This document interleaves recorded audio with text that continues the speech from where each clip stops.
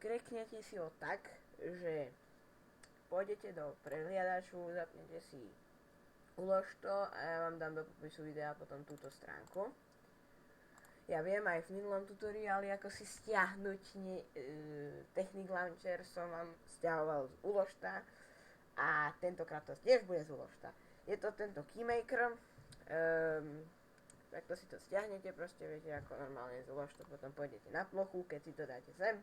Ja to mám momentálne v mojom priečinku, takže to je Keymaker, ale nesmiete si ho otvoriť dvojklikom. Lebo keď to spustíte, tak to nepôjde sa vôbec registrovať. Takže, lebo tu by potom malo byť, že môžem to registrovať, ale to nepôjde.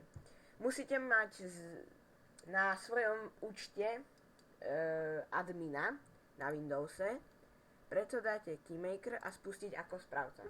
Vtedy sa vám to spustí a môžete si tam naťukať hoci čo, ja neviem, dať Gmail, takto Gmail alebo email.com a máte to.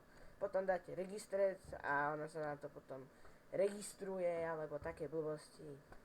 Ja to kľudne tiež môžem napísať, potom sa mi tam dá, že to už bolo successfully a že to už mám registrovaný ten Bandicam a blbosti. Takže to by bolo pre toto video všetko. Ako som hovoril, Keymaker nemôžete otvoriť dvojklikom, ale musíte to spustiť ako správca.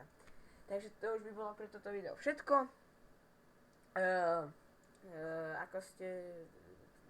Bolo by to pre toto video všetko. Dúfam, že sa vám toto video páčilo. Zanechajte like, odber, komentár. A keď sa vám to video nepáčilo, tak dajte dislike. A ja sa s vami lúčim sa s vami Red Devil a čaute.